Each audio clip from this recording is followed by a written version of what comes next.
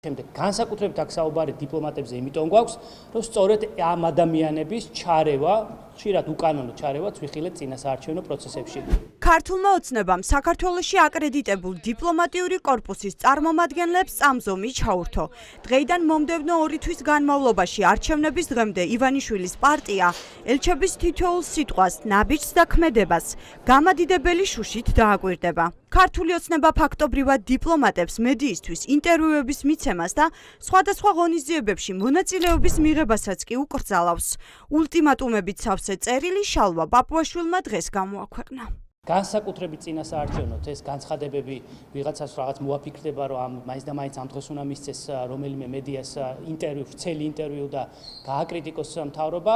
კიდევ ერთხელ ეს არის ყველაზე საფრთხილო პერიოდი მთლიანი საარჩევნო ციკლის განმავლობაში და ამიტომ ყველას ვთხოვ, რომ მაქსიმალურად თავი შეიკავონ, რათა თავიდან ავირიდოთ წინასაარჩევნო პროცესში ჩარევა. დიპლომატიური კორპუსი ქართული ოცნებისთვის დიდ თავის ტკივილად იქცა. ელჩები ესწრებიან სასამართლო პროცესებს, საკუთარი თვალით ნახეს, რა დარღვევებით ჩატარდა საპარლამენტო არჩევნები და რა მეთოდებით ებრძვის ივანიშვილის გუნდი პოლიტიკურ ოპონენტებს. ოპოზიციაში აცხადებენ, რომ სწორედ ეს აშინებს ქართულ ოცნებას.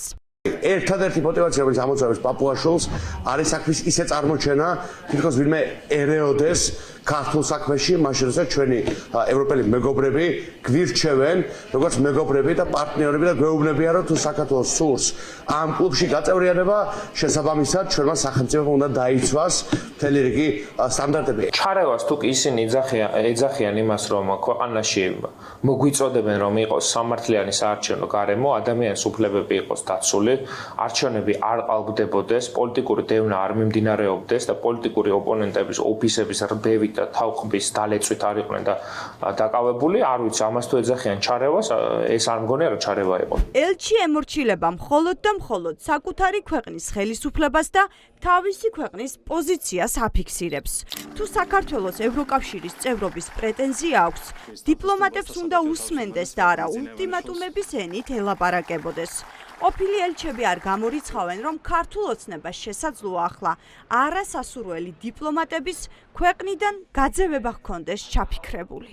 ახლა ჯერი არის დიპლომატიურ კორპუსი, ანუ ახლა დადგა ის დრო, როდესაც მათ სხვადასხვა საშუალებით და გზებით უნდა დიპლომატიური წარმომადგენლობები აქედან გააძევონ. ეს არის ნიადაგის მომზადება, ასე მოიქცა თავის დროზე ვლადიმერ პუტინიც თავის ქვეყანაში და ასე იქცევიან ავტორიტარული რეჟიმები, ვისთვისაც პრობლემას წარმოადგენს ის ხალხი, ვინც მათთვის სასურველ განცხადებებს არ აკეთებს. თუ რეალურად, ესე იგი, მიაჩნია ქართულ ოცნებას, რომ რომელიმე ელჩი არღვევს საქართველოს კანონმდებლობას ან ვენის კონვენციას დიპლომატიური ურთიერთობების თაობაზე 1961 წლის ვენის კონვენცია შესაბამისად, მაშინ მათ შეუძლიათ გააძევონ ელჩი.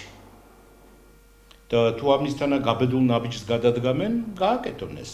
მაგრამ ვშიშობ, რომ ეს არ იმუშავებს ქართული ოცნების სასარგებლოდ. ივანიშვილის პარტია ელჩებს ემუქრება, რომ წინა საარჩევნო პერიოდში მათ ყველა ნაბიჯს დიდი ყურადღებით დააკვირდებიან. რა მოხდება ამ დაკვირვების შემდეგ, ამას დრო გვიჩვენებს.